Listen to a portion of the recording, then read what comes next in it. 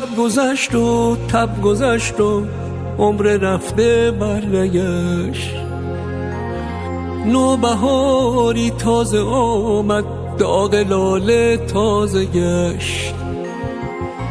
نم نم باران غباران هوا را شسته بود، با نم شبنم پر پروانه ها آغشته بود.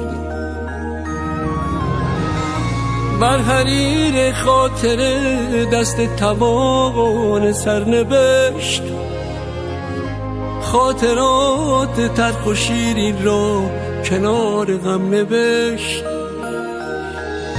تا نوشت از راه رسیدم، راه خود بیراه دیدم. با همه بشکسته بایی سر به زیر پر کشیدم.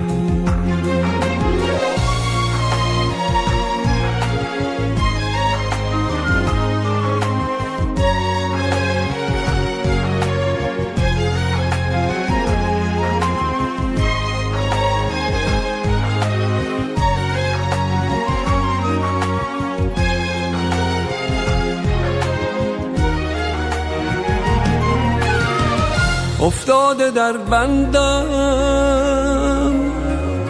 من اسیرم، من اسیرم، من اسیر. وامانده در راهم،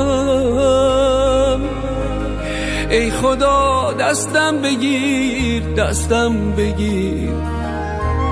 کشتی توانم را روزگار، ای روزگار، ای روزگار.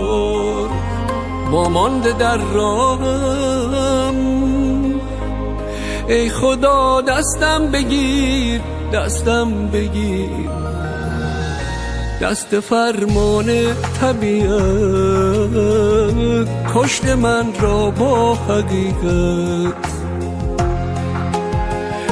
با همه نامهربانی میدهد بر من نصیحت.